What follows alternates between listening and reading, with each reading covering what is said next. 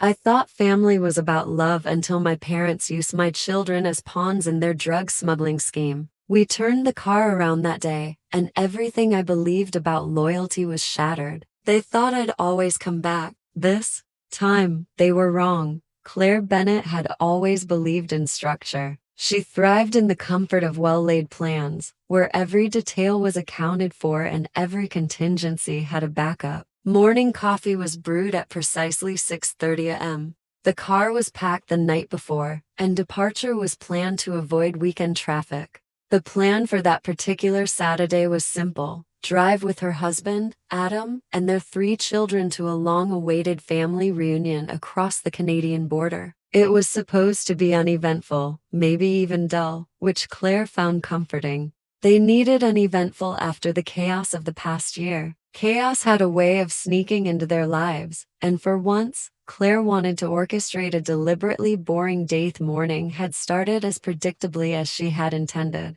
Claire had woken up before the alarm, her body now trained by years of motherhood to beat the clock. The bags were already lined up in the hallway, labeled and sorted, snacks in the blue cooler, kids' backpacks with their tablets and coloring books, Adam's meticulously packed coffee thermos sitting by the keys. The only wild card, as always, was the children. Olivia, their 10-year-old, was the ringleader, her curiosity often leading her younger brothers, Caleb, age 7, and Noah, 5, into chaos. That morning was no different. By the time Claire had zipped up the last suitcase, Caleb was chasing Noah around the living room, both of them shrieking, while Olivia supervised with the air of a seasoned general. "All right, troops, let's load up," Claire had announced, her voice carrying the kind of forced cheer that only mothers perfect after years of practice. Adam had smiled at her, that crooked grin that had first won her over back in college, and gave her shoulder a reassuring squeeze. He was calm, as always, the grounding presence Claire relied on when her mind started spiraling into checklists and what-ifs. Drive began smoothly. Claire took the wheel, as she always did. She hated Adam's braking style to last minute. Too jarring. Plus, her lifelong battle with motion sickness had taught her that control was the best defense. The kids were semi-conscious in the back seat, a tangle of neck pillows, headphones, and juice boxes. Olivia had commandeered the tablet for a movie none of them would watch, while Caleb and Noah engaged in the age-old sibling tradition of arguing over imaginary boundaries on the seat cushion. Sit was fine. Not magical, not miserable, just fine. And for once, fine was the goal. They were about 2 hours into the drive when Adam's demeanor shifted. Claire noticed it first in the way his hand tensed on the dashboard, his thumb tapping a rhythm that didn't match the music softly playing through the car speakers. Then came the whisper, low and urgent, slicing through the mundane tranquility of their road trip. "Claire, turn the car around, now." Claire's immediate reaction was a mix of amusement and confusion. She let out a soft laugh, the kind you reserve for bad jokes from people you love. "What? Why?" Adam didn't respond immediately. He kept his gaze fixed straight ahead, his expression unreadable. The thumb tapping stopped. His next words were quieter, but the weight behind them was unmistakable. "Please, just turn around." That was when Claire's amusement evaporated. Adam didn't panic. His default settings were calm, and occasionally tired. She had seen him handle a kitchen fire with less tension. The urgency in his voice wasn't dramatic. It was a warning without another word. Claire guided the car toward the upcoming exit, the last one before the border crossing. The road curved gently to the right, lined with trees whose leaves whispered in the early morning breeze. It felt like the road itself was offering them a second chance, a quiet reprieve from an impending storm they hadn't seen coming. As they merged onto a side road, Adam's body seemed to exhale a tension that had been invisible until it wasn't. His posture relaxed slightly, but his eyes remained sharp, scanning the mirrors, watching the road behind them. "Okay," Claire said after a beat, keeping her voice even, though her knuckles whitened on the steering wheel. "Want to tell me what's going on now?" Adam shook his head. "Just drive. Drive anywhere but there." The kids were starting to notice the shift in atmosphere. "Are we going the wrong way?" Caleb asked, his voice laced with innocent confusion. "We forgot something," Claire answered automatically, though the lie tasted bitter. "What?"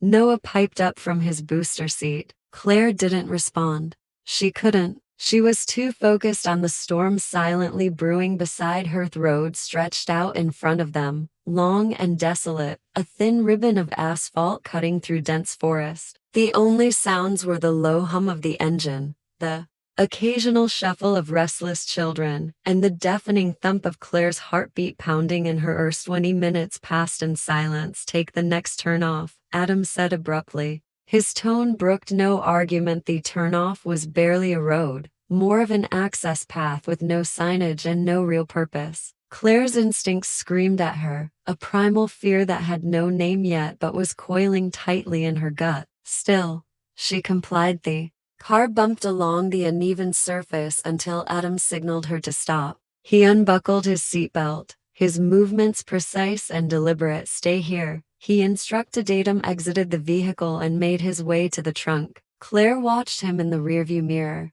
her breath caught in her throat. She couldn't see what he was doing, but she knew it was important. She watched his silhouette disappear behind the hatch. Time slowed. Her hands were sweating now, leaving damp prints on the steering wheel. Her heart felt like it was beating in her throat. A minute later, the trunk closed. Adam walked back to the driver's side window, his expression unreadable. "Claire, can you come out here?" Claire's legs felt heavy as she opened the door. She followed him to the back of the car, each step weighted with dread. He lifted the trunk hatch once more and gestured toward the red duffel bag nestled amongst their luggage. "I need you to see it," he said, his voice calm, but there was an edge of something else. Phonetically peered inside, her eyes scanning the mundane contents. At first sweatshirts, toiletry kits, a stuffed animal. But then Adam's hand moved, unzipping a side compartment she hadn't noticed earlier.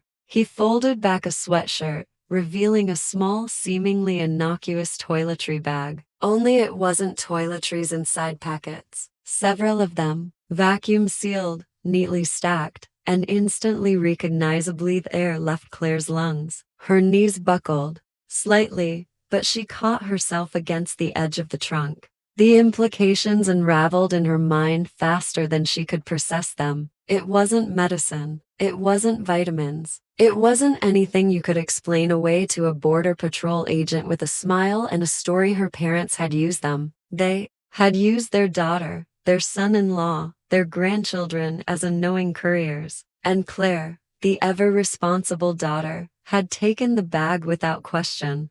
"Because that's what she always did. I didn't," she started. But the words crumbled. There was nothing to defend, no justification that could survive this truth. Adam zipped the bag closed again, the gesture definitive. "They put that in our car," Claire said, her voice thin, barely audible. "They put that in our car, with the kids." Adam nodded. It was all he needed to do. Claire felt her body moving on autopilot as she walked back to the driver's seat. The world outside remained deceptively normal. Blue skies, birds singing, a gentle breeze. She hated it. She hated that the world didn't stop. With Hirsch sat in the driver's seat, hands trembling as they found their place on the wheel. The kids had returned to their screens, oblivious to the seismic shift that had just occurred. Claire started the car. They drove away without a plan, without a destination. They just knew they couldn't go forward. Their phones buzzed incessantly. Her mother's number,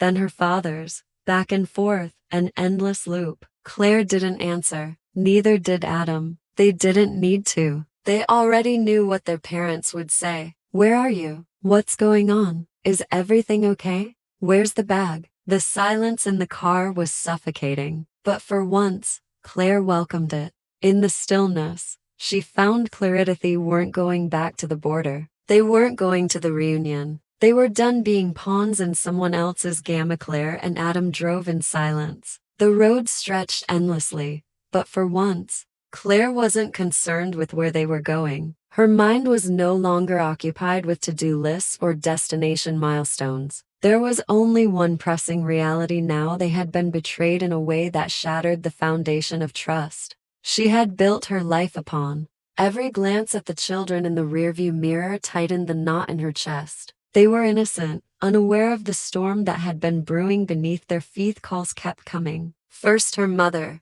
then her father, their names flashing on the screen like a relentless metronome. Claire turned off the volume, letting the screen light up silently, the persistent glow, a symbol of their parents' refusal to accept silence as an answer. But Claire was done explaining herself. There were no more explanations to give. Adam's voice broke through the tension after nearly 30 minutes. We can't just keep driving. We need a plan.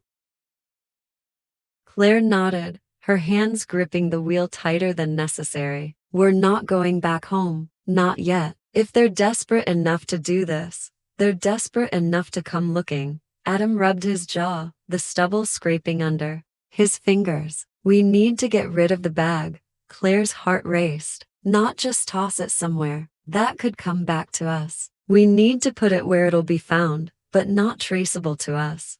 Adam looked at her, impressed by the cold efficiency of her thought process. A police station? She shook her head. Too risky. It gets traced back, and we're in the news by dinner. We need somewhere public but detached, as if answering her question. A highway rest area sign appeared a mile ahead. Claire veered toward it, a decision formed as quickly as it emerged. The parking lot was mostly empty, just a few cars and a semi-truck resting in the corner. Perfect, stay with the kids, Claire said as she grabbed the duffel bag from the trunk. Adam's protest was immediate, but she silenced it with a look. They need one of us here. I'll be back in 2 minutes. She carried the bag with casual precision, not hurried, not sluggish, just another traveler making a pit stop. Inside the restroom, she found a janitorial closet with the door ajar. She placed the bag behind a stack of cleaning supplies, ensuring it was visible enough to be found, but not hidden. It needed to be discovered soon. When she returned to the car, Adam's grip on the steering wheel was white-knuckled. Done, he asked. Done. The moment the car merged back onto the road, Claire felt a strange sensation, relief mixed with the weight of reality. They had disposed of the evidence, but not the damage. That was still rippling through their lives. We need to talk to them, Adam said finally, face to face. Claire's laugh was hollow. Talk to them? After what they just did? Adam's tone was calm but resolute. Not for them. For us. We need to end this in person. Claire hated how right he was. The problem with emotional bombs was that they left debris. Ignoring it wouldn't make it disappear. They needed closure, even if it was on their terms. They drove back toward the town where Claire's parents lived. The familiar streets felt foreign now, like walking into a house that used to be home but had since been staged for strangers. Her parents' house loomed as they approached, a pristine facade masking years of dysfunction. Claire parked deliberately on the street, not wanting to give them the satisfaction of pulling into the driveway. Adam followed her lead, the two of them moving in unison, a unified front. Claire knocked. No answer. Adam rang the bell. Nothing. Claire's mother was the kind of woman who always answered the door within seconds, no matter the time of day. The silence now was louder than any confrontation. Claire retrieved the spare key, still hidden in the plastic rock in the garden, an irony that stung. Some things never changed, except that everything had. The door creaked open, revealing a house that seemed oblivious to the turmoil it had caused. Claire stepped inside, Adam close behind. The air smelled of cinnamon and deception. We leave it here, Claire said, placing the duffel bag at the base of the staircase. It felt like a symbolic return to sender, a statement louder than any confrontation. Adam locked the door behind them. Neither of them looked back. In the drive home, Claire's phone vibrated again. This time, it was a message. The preview read, "Where are you? We need to talk." Claire didn't open it. By the time they reached home, the house felt different. It wasn't safer, just quieter, like the calm before an inevitable storm. That night, as Claire tucked the children into bed, her resolve hardened as she had spent years being the responsible one, the fixer, the buffer between her family's chaos and her sanity. That era was over when the phone rang again. Claire answered. "Claire, honey, we're worried about you." Her mother's voice was syrupy, fake warmth layered over steel. "I'm sure you are," Claire replied flatly. "Where's the bag, Claire?" Claire paused. "Back where it belongs. At your house." A beat of silence followed. Then her mother's voice returned, this time thinner, the composure cracking. "You don't understand. We were in a tough spot. You wouldn't help. We didn't have a choice." Claire's grip on the phone tightened. "You had a choice. You chose yourselves." Again, her mother's next words were a blend of exasperation and threat. "Claire, you're being emotional. You'll come around. You always do." That was the moment Claire decided. "No, won't." She ended the call, blocked the number, and placed the phone face down on the kitchen counter. Adam joined her, his presence a silent confirmation that they were in this together, but the silence was temporary. The next day, the doorbell rang. Claire knew it was them. She felt their presence before she even reached the door. The pressure seeped through the walls, an unspoken declaration of war disguised as a family visit stepped outside, closing the door firmly behind her. Her parents stood there, faces composed, but their eyes betrayed the desperation simmering beneath. Their mother spoke first. "We're here to talk. As a family." Claire's response was immediate. "You put our lives at risk. You involved my children. That's not family." Her father's tone was dismissive. "You're overreacting." Claire took a step closer, her voice low but sharp. "You don't get to define my reaction. You don't get to decide the line you crossed." Her mother tried again. "We were desperate. We thought you'd understand." Claire's laughter was bitter. "Understand? You used us. You put your grandchildren in danger." Her father shifted uncomfortably. Her mother's composure cracked. "We didn't think it would be a big deal. That's the problem." Claire said, "You never do." She stepped back toward the door. "We're done. Don't call. Don't visit. This ends now." Her mother's parting shot was cold. "You'll come around. You always do." Claire didn't reply. She shut the door, locking it as the final statement. But she knew this wasn't over. The next battle was coming 3 days later. Claire's world tilted in a way she hadn't prepared for. The day began normally, the kind of mundane routine that often disguises impending disaster. She had just wrapped up a conference call, still seated at the kitchen table, sipping coffee that had gone cold, when the school's number flashed across her phone. A chill spread across her spine as she answered. The voice on the other end was too casual. "Mrs. Bennett, just confirming. Your parents picked up the children as requested." The world narrowed. Claire's breath caught, words jammed in her throat. She gripped the edge of the table, steadying herself as she forced her voice to sound composed. "I'm sorry, what did you say?" The teacher repeated herself, oblivious to the seismic shift happening on Claire's end. "Your parents came a bit earlier today. Said you asked them to." "Everything's fine." The coffee mug slipped from her fingers, shattering on the floor. Claire didn't hear it. Her mind was already ahead, calculating, spiraling. She didn't remember moving. But suddenly she was in the car, the seatbelt yanked across her chest, tires screeching as she tore out of the driveway. Adam's voice buzzed on the phone speaker. "Claire, what's going on?" "They took the kids, Adam. They went to the school and took them."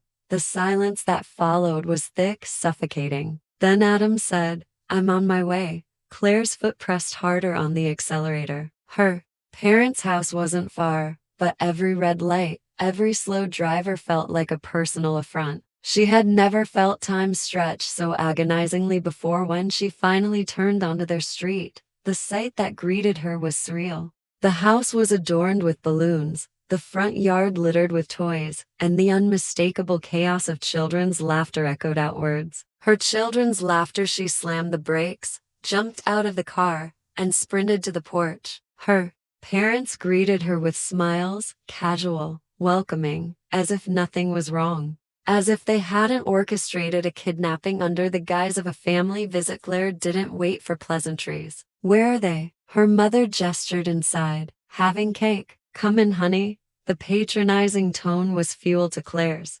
rage. She pushed past, her eyes scanning for the kids. There they were, surrounded by unopened toys, high on sugar, oblivious to the storm brewing. Adam arrived seconds later, his face a mask of controlled fury. He positioned himself beside Claire, the solidarity between them unspoken but palpable. Claire turned to face her parents. "This is kidnapping," her father scoffed. "Don't be dramatic. We're family." Claire's voice was sharp, laced with venom she no longer felt guilty for wielding. "You lost the right to call yourselves that the moment you put drugs in our trunk." She gestured at the scene. "This is your last attempt at control." Her mother's smile faltered. "We were just trying to see our grandchildren. You wouldn't let us. You don't get to decide what you're entitled to anymore," Claire said, her tone final. "We're leaving, now." The children protested, confused, caught in a web of manipulation they couldn't see. Claire crouched to their level, her voice soft but firm. "We're going home now, okay? You can bring your new toys." The kids' faces brightened at the compromise. Claire's mother opened her mouth to object, but Adam's glare silenced her. The car ride home was quiet, the children engrossed with their new toys, blissfully unaware. Claire's mind, however, was anything but quiet. Every mile they put between them and her parents felt like reclaiming oxygen. That night, as the children slept, Claire and Adam sat in their living room, exhaustion sinking deep into their bones. "We need to leave," Claire said simply. There was no tremor in her voice, no hesitation.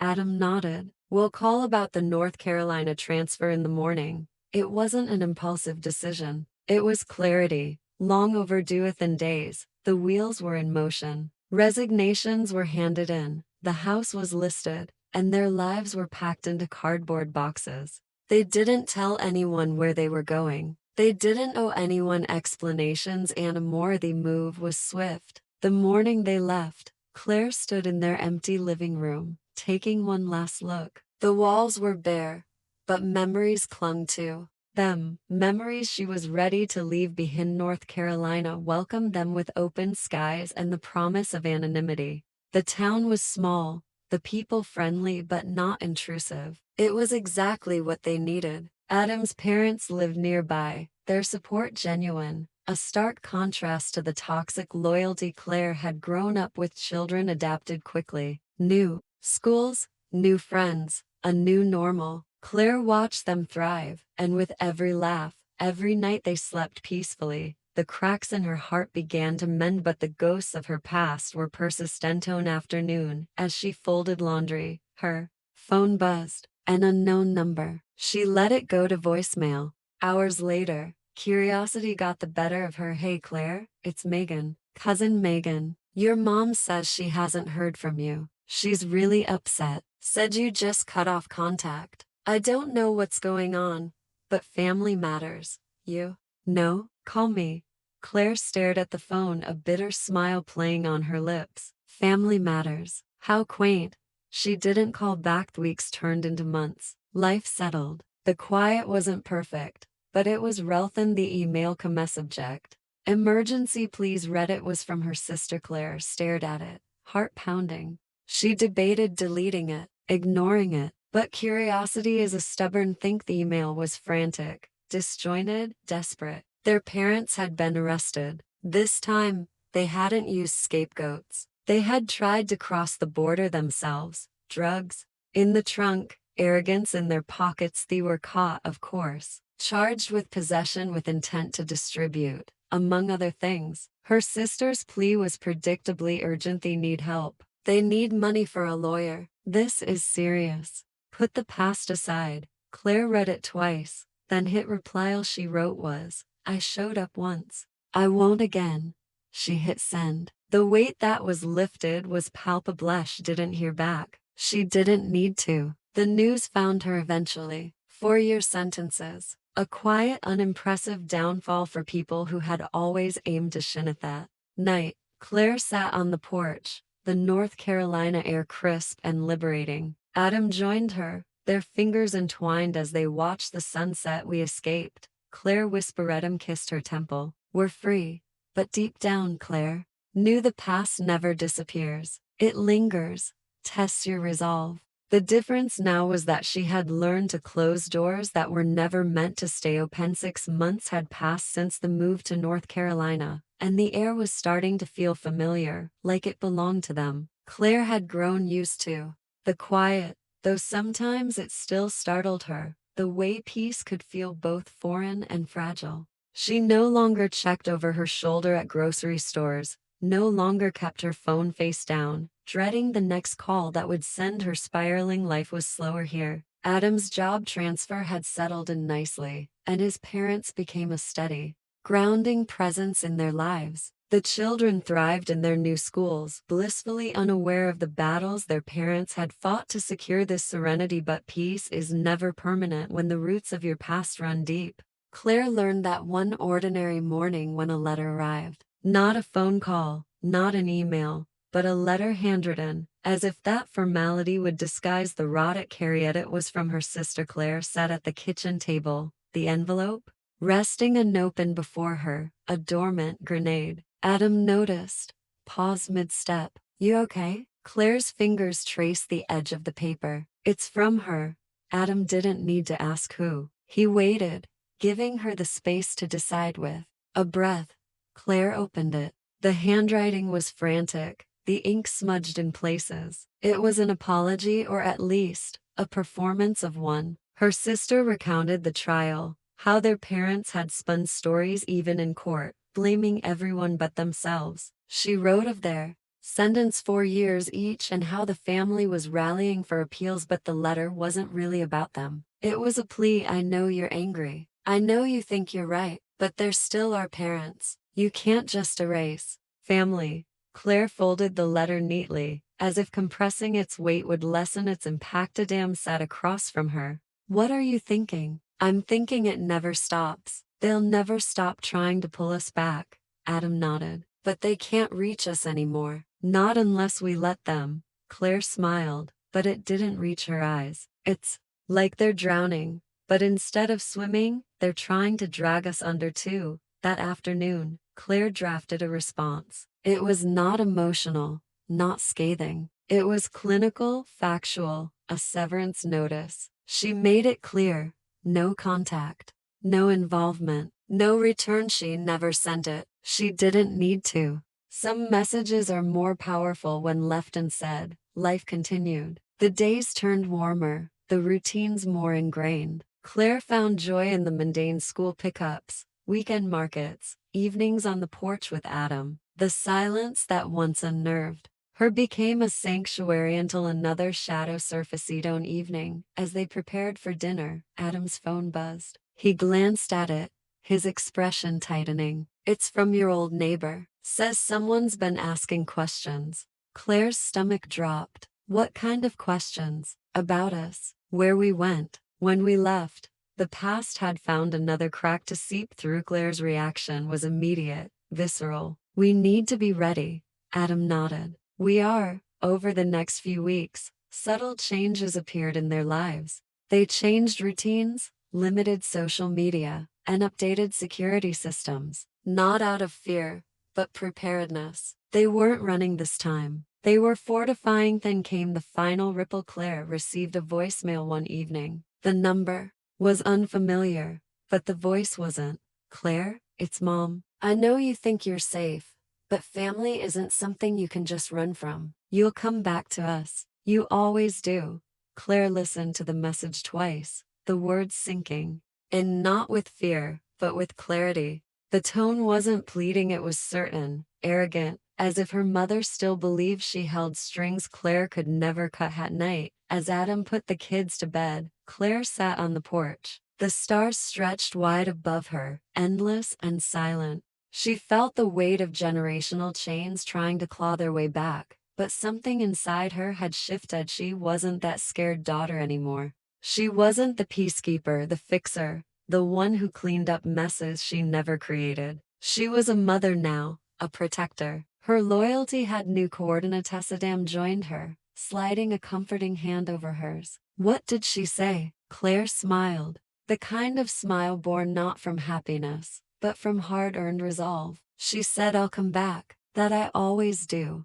Adam tilted his head. "And what do you think?" Claire looked at him, then at the home they'd built from the wreckage. "I think they underestimated how far I'm willing to go to protect this." The phone buzzed again, but she didn't look at it. She didn't need to. They couldn't return it here. Not Anamorius. The night settled. Claire realized the truth. Escape wasn't about distance. It wasn't about new zip codes or blocked numbers. Escape was about the moment you stop allowing someone else to write your story, and in that moment, Claire's story was hers. The suspense never really leaves, but it changes. It becomes a quiet, steady pulse that reminds you of what you've survived. For Claire, that was enough.